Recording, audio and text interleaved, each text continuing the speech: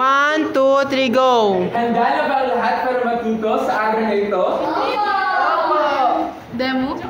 Ay, ramdam ko ang naglulunay ng mga diwa ng lahat. Kaya naman, bago tayo magsimula sa ating talakayan ngayong hapon, ay magkakaroon muna tayo ng papasiglang gawain upang pabuhayan naman ng ating mga diwa.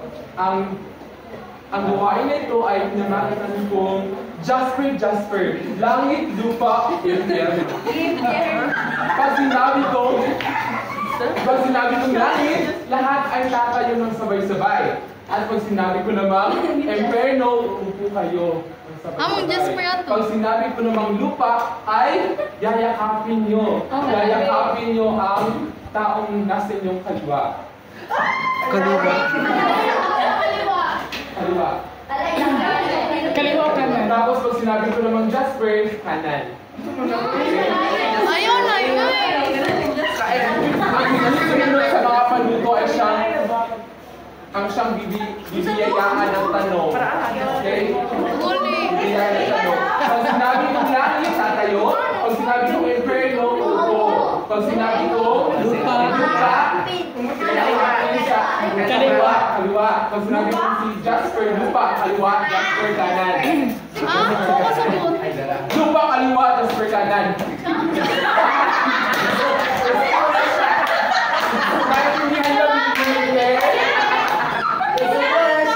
Langit!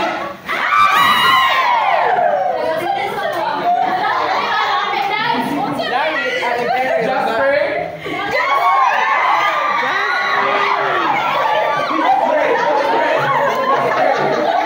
Wala!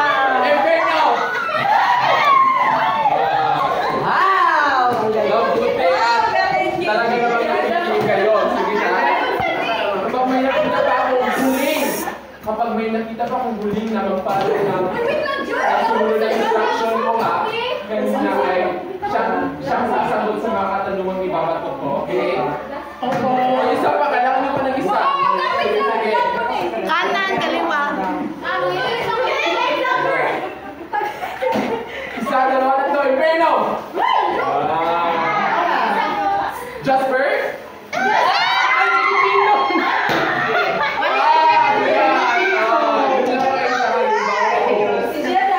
Pag sinabi kong langit, tatayo. Pag sinabi kong impyerno, upo. Pag sinabi kong Jasper, yakap sa kaliwa. Tapos kanan, lupa.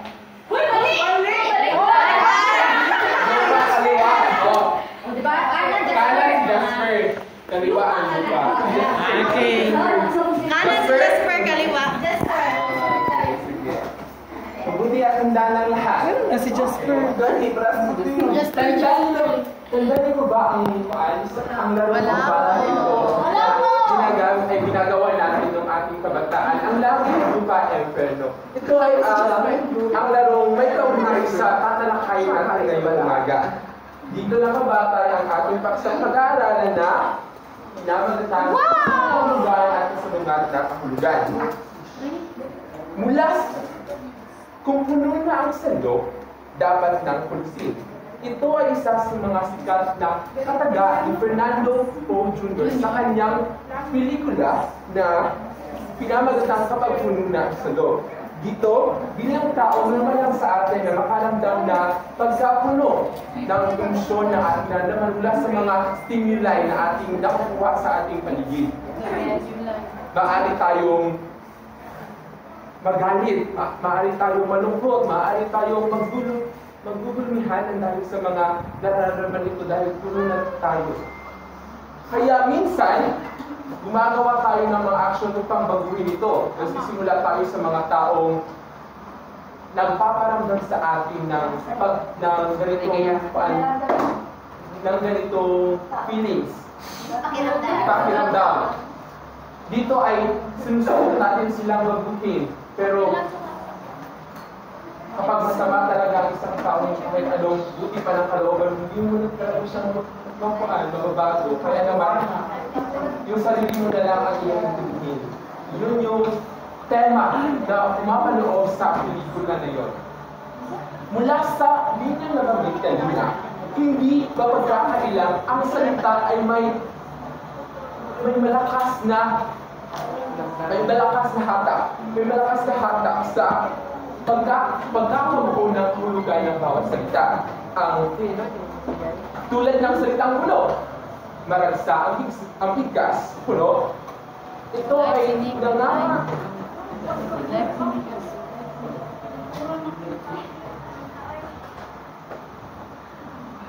Ito ay nangangahulugang nagpupumakaw na ang isang lalagyanan. Ang isang individual ay maaaring may kaparehan ng pangalan, may kaparehan ng suot na pananamit, may kaparehas ng reaksyon, may kaparehas ng haircut, may kaparehas na buhok, may kaparehas ng petsa ng kapanganakan. Ngunit, ang tao din ay meron pagkakaiba. Ang kasing kahulugan at kasulungat ng mga salita ay nagpapakatuo sa dynamics na pumakaloob sa buhay ng tao. Kaya, sisimulan natin ang magpapakahulugan sa salitang kasing kahulugan ng mga kahulugan ng salita. Ang kasing kahulugan maaaring bang basahin binibining Pan, Luigi Navales. Ang magasin kahulugan ay dalawang salitang halos pareho na magkatulad ng kahulugan ng Biblia. Langit? Langit! Binibining may sa mata. Tama ba ang pagpapakahulugan ng kasing kahulugan ng salita? Opo, tama po. Bakit? Anong ideya mo dito? Kapag sinabi po natin magkasing kahulugan, ito yung dalawang salita na mayroong kaparehong kahulugan. Tama naman. Maaring impyerno na kayo, una kayo. Dahil dyan ay magkaroon tayo ng isang Jasper Hag naman sa ating lupa na sa yan ay ang tunay nga ang pagkakahulugan ng kahulugan ay ang pagkakapareho ng salita ng isang salita base sa kanyang characteristics na bibibuo nito. Mahalagang hindita, makakapasan at matiyak ang kahulugan ng mga salita upang tiyakan at mabigyan natin ng madali ang pagpapahulugan sa mga ito. Ilan lang sa mga halimbawa dito ay ang salitang mabango si Joel. Mahaluluyak ang kanyang pensay. Kaya nagbebenta si Joel ng pensay. Mahaluluyak ang kanyang pensay.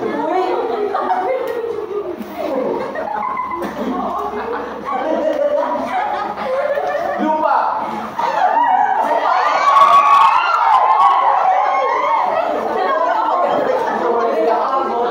Binibining pauya. Hindi ka namin magbigay kaya ng halimbawa na ginagamit ang dalawang salita na ito sa isang kausap ang aksidente at sakuna. Ay!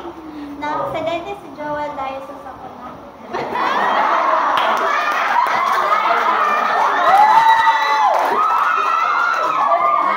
Tama nga naman ang halimbawa ni pauya. Talaga namang maaaring gamitin sa pangusap ang dalawa dahil pareho silang magkakahulugan. Ang aksidente ay ang pagkakaroon ng sakuna na kinababahian ng pangyayari ng Joel. Para sa binibini Daisy, dahil tanong ka ng tanong dyan, gamitin mo nga sa isang kausap ang salitang dekorasyon at palamuti na hindi na ako pinapaksa.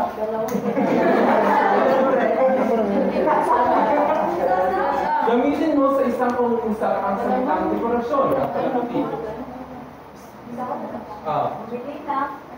Dekorasyon sila ay upang palang sa isang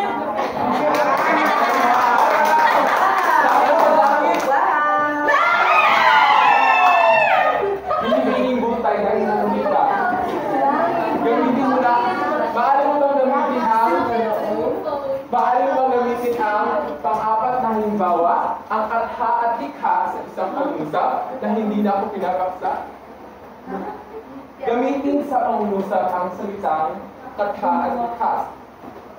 Ay, paano?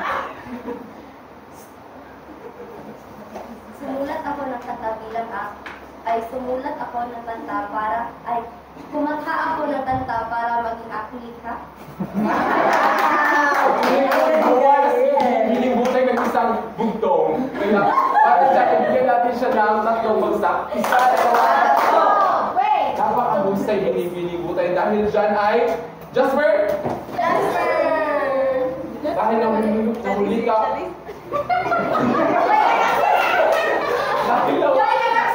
Parang nagugulong ni Alan kasi ginoong Melvin sumabay. Kaya ikaw ngayon ang magbibigay ng halimbawa. Gamitin mo sa isang pangungusap ang salitang sweet as puerto. Sa isang pangungusap yan, gamitin mo itong dalawa.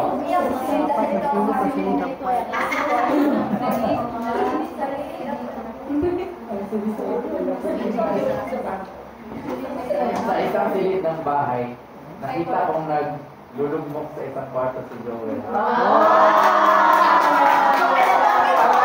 Parang totoo. Tunay nga naman, may pagkakataon sa ating buhay na nakakaramdam tayo na meron po tayong mga kaibigan dyan na handa namang tumulong at nagapay sa atin. Kaya huwag mahilang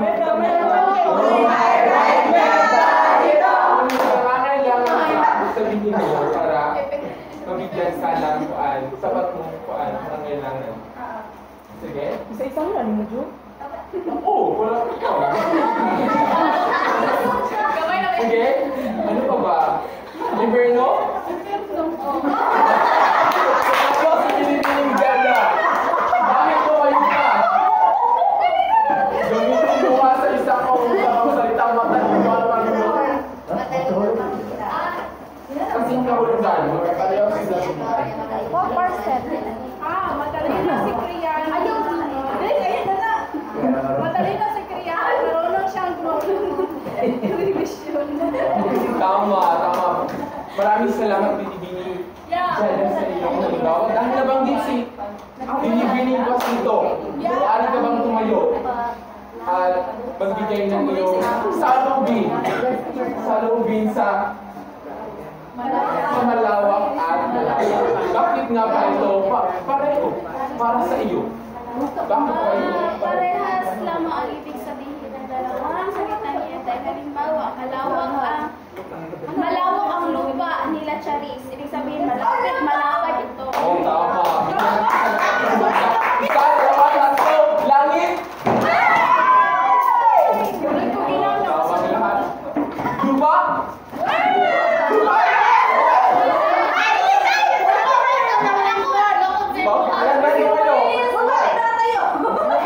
Best friend.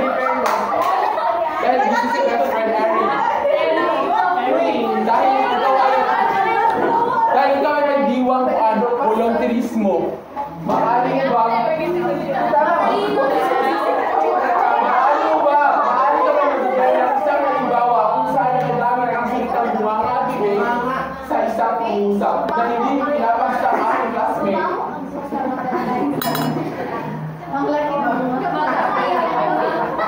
Hindi pinapag sa classmate ha.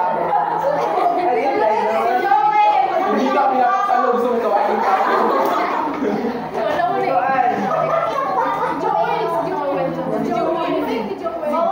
hindi, bawal. Dahil dyan ko lang, friend. Sino yung friend dito? Ikaw ngayon ang bigay ng halimbawa.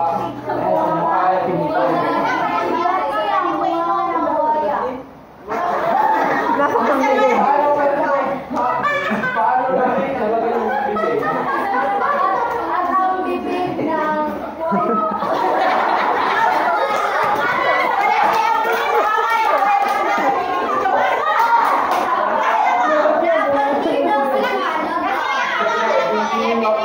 Para sa iyo, bakit magpapareho ang kahulugan ng salitang hako at pagod?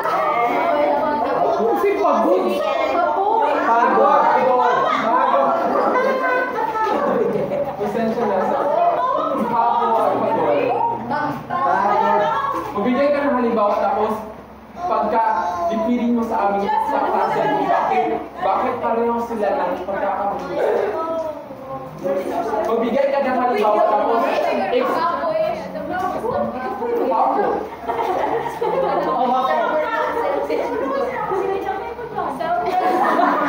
Magbigay ka ng halimbawa. Ako, pagod. Pagod.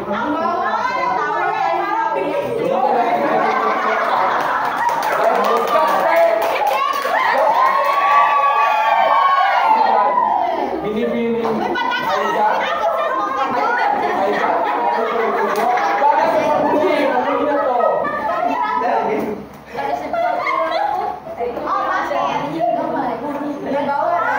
Gamitin mo sa upuan. Sa isang pangusap. Ang dalawa, sa isa pang usap, ang dalawa.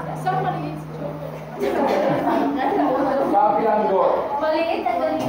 Ay, maliit ang Maliit ang ngipin ni Joel. Ikaw pinangipin ko. Maliit ang ngipin ni Joel. Tulad ng kabiranggot na mongko. Maliit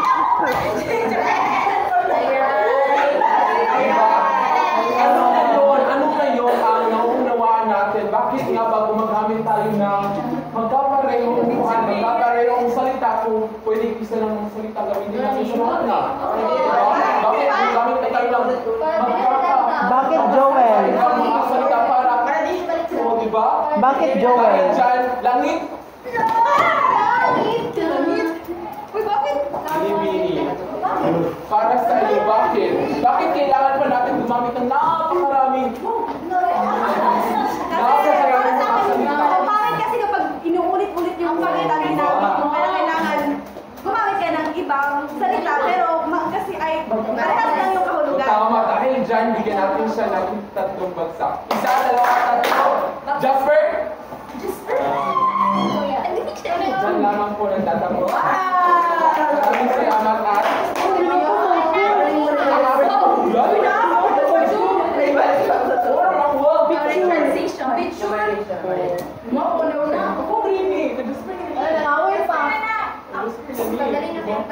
Sige, go na.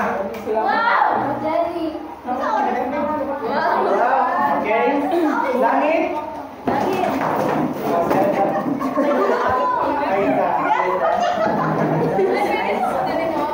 Ano ang iyong natindihan sa magkasing kahulugan? Magkasing kahulugan ng mga salita ay ang magkasing kahulugan ay iba-iba ang mga salita ngunit pareho lang ng kahulugan.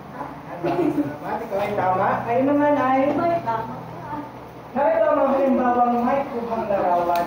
Tayo ito ang may dalawang litrato. May dalawang mga salita. Ang maganda at maligit, masaya at maligaya. Ang maganda, ito ay nagpapakita na kagandahan ng isang tao o bagay. Samantala ang maligit ay ito ay isang masining na paraan ng pagsasabi na maganda.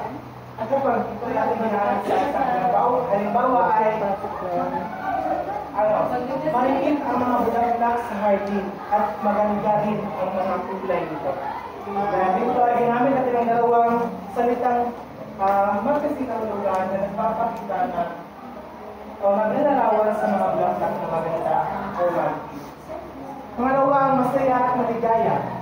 Tulad masaya ay nagpapakita ng kaligayahan at ang maligaya ay mas poetic o masinig na paraan ng pagsasabi ng masaya.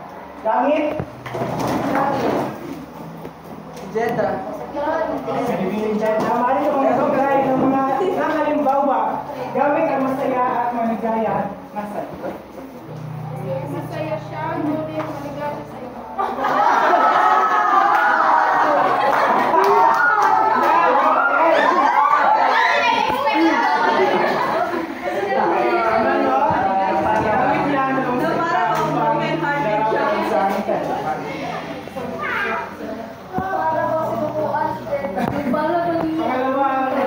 Pangatlo, malungkot at malumbay. At masarap at malinamnam. Malungkot na pagpapakita ng kalungkutan o pagdadalamhati.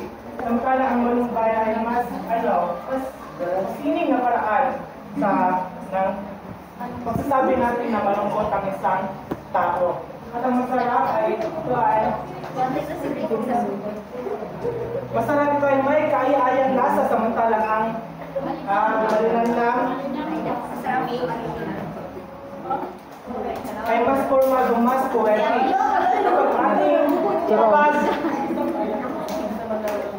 Kapag gagamitin natin ang malumpay sa isang pangungusap ay malungkot siya dahil sa pagpanaw ng kanyang kaibigan at malumbay rin ng kanyang pakiramdam buong araw.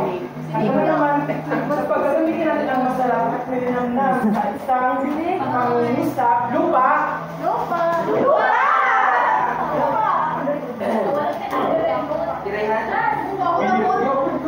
Binibining Ruby? Ang hindi ka halimbawa na sama sa kapatid.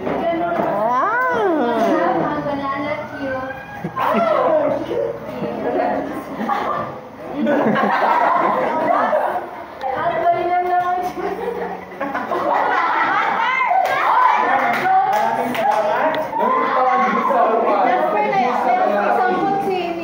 Maraming salamat. Ang panglima ay ang mabango at pantinguya kung mataas na matangga. Ang gamit natin ang salitang mabango kung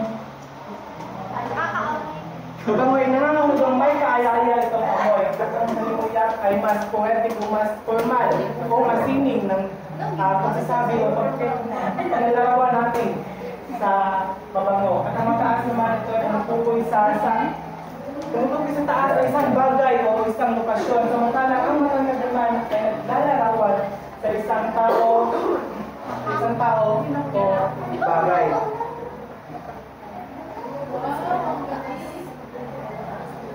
Narito ang magamit sa pangungusap ng mga salitang magkasingkulugan. Una, kumuha ko ng mataas na hagdan upang maabot ko ang matayog na puno. Dito, ginamit natin ang ginawang salita na mataas at matayog na naglalarawan sa isang mataas na lugar o isang lokasyon. Pangalawa, mabilis na pinatakbo ng driver ang motor kaya matulin akong tumawid sa daan. Pangatlo, nais si Jolo na itama ang mga pagkakamali. Kaya sa wasong paraan, ginamit natin ang dalawang salitang itama at wasto. Ang salitang itama, ito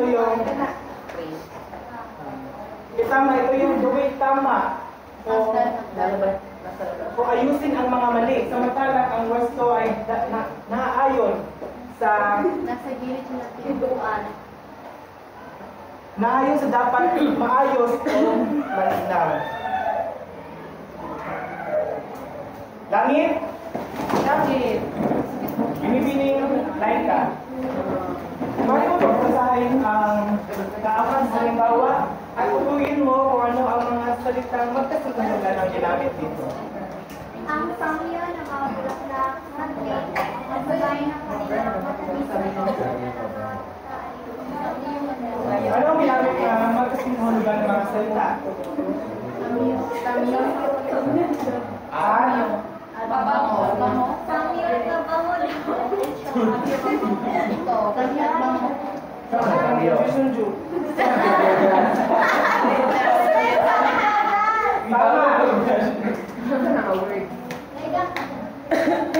ginamit natin na samyo at bango. Ang samyo ay tumutukoy sa may kaaya-ayang amoy o karaniwang ginagamit natin sa mga masining na paraan. Samantalang ang bango ay karaniwang ginagamit sa tao kung naglalarawan sa isang kaaya-ayang amoy.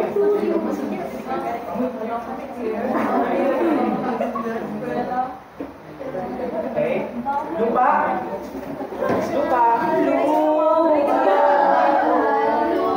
Ginong Ellie. Baliktad. Oh, baliktad ka rin.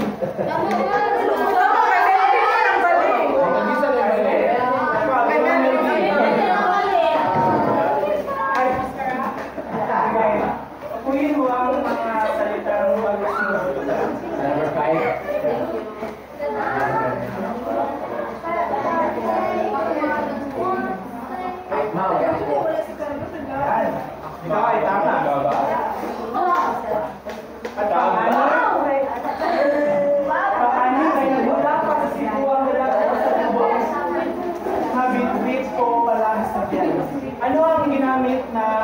kalugang mga salita. Paano na halimbawa?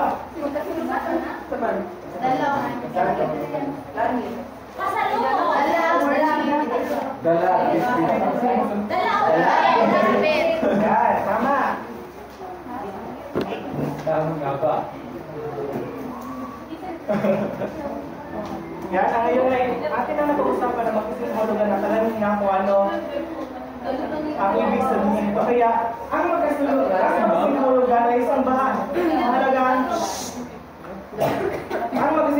ay isang bahagi ng wika na kung saan ito ay nagbibigay ng iba't ibang paraan upang may parating ang ating parating sa ating mga mababasa.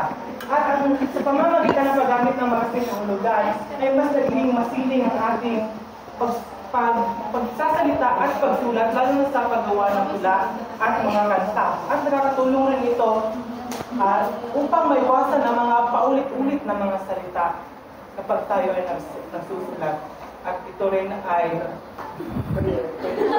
upang mas maging malinaw at maunawaan ng mga kausap natin o mambabasa ang ating naisip para tingnan. At kaya naman ay pag-usapan natin ang magkasalungat ng mga salita.